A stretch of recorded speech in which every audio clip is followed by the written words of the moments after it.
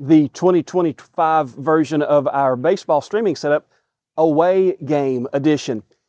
Even though this is my home field, we're mocking it up so that we can see what an away game setup would look like when I don't have access to the places I'm usually putting my cameras when I'm at a home game. If I'm going to have my team here at the first base dugout, I'm going to try to keep my cameras here at the first base dugout as well. That's a great benefit to me because so much action happens over here on the right-hand side of the infield. And today I want to talk a little bit more about camera placement than I do about the equipment that I'm using, because this can be done with any equipment you have.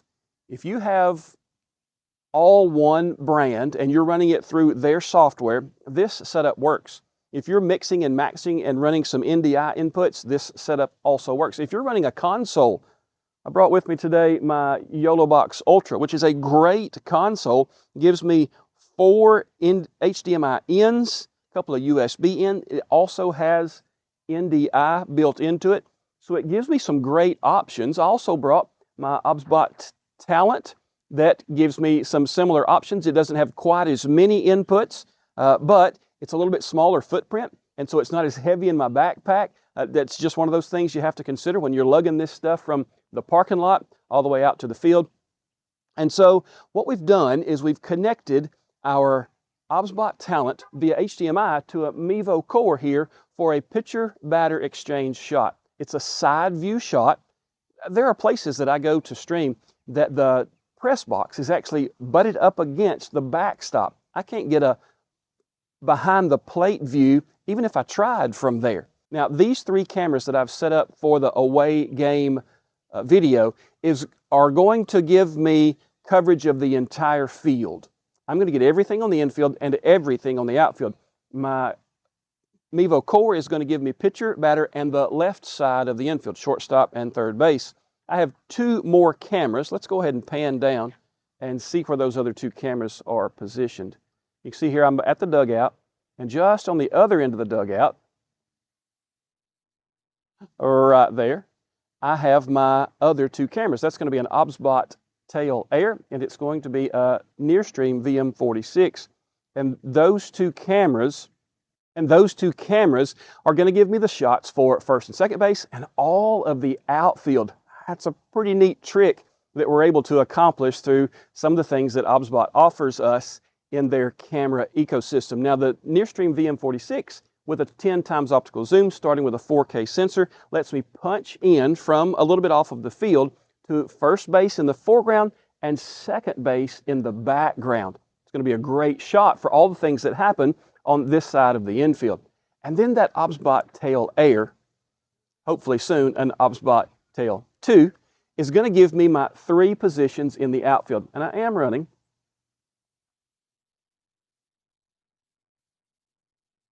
the remote that you can get with these OBSBot cameras. And so I've set up my 3 presets.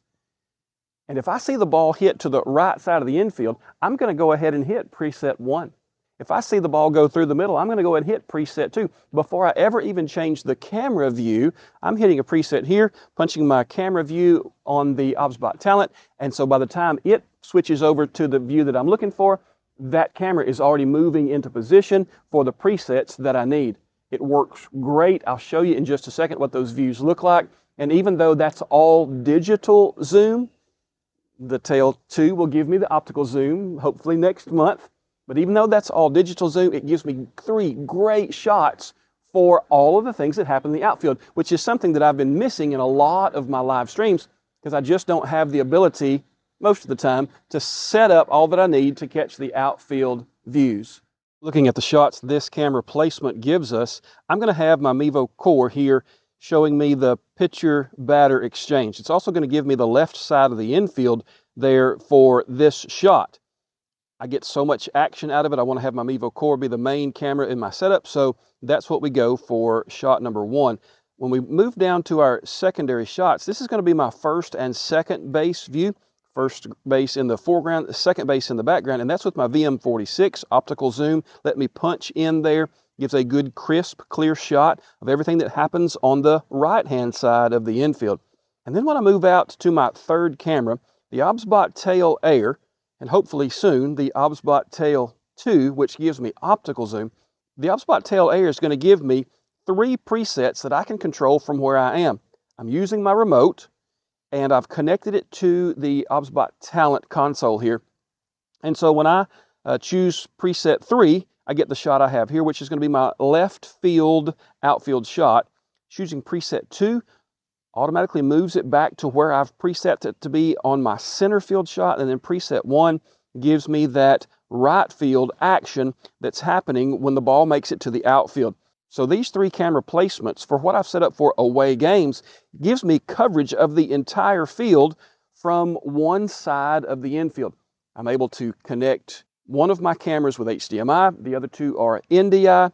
I'm able to post up next to my router and have a good quality, stable connection for everything that I want to do on this live stream. A camera view I don't often use, but one that makes sense to me, and I've seen a lot of other folks use it, is the down the line shot from fairly close to behind first base. It's this shot that we get when we put the Mevo core here.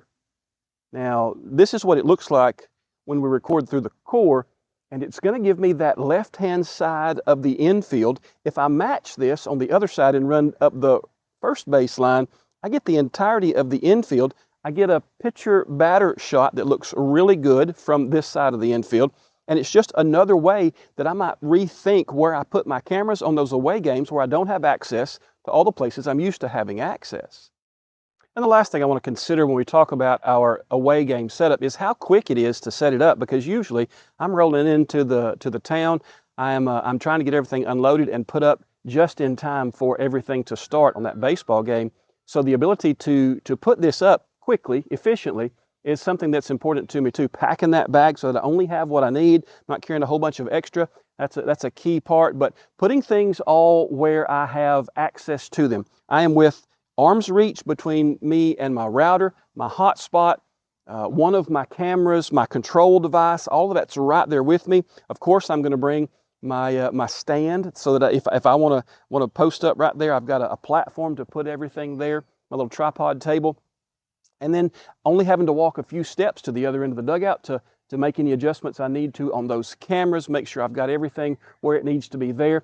All of those pieces are part of the puzzle for these away game setups as well, just to make sure that what I'm doing isn't going to overwhelm me as I'm trying to set up for these live streaming games. What about you? Are you running all one brand of camera? Are you mixing and matching? Are you using a console or a phone or a tablet as a control device? Let me know in the comments. I'd love to start that conversation with you and see how well it's working for you. Maybe I can learn a few things from the community and improve my own away game live streams.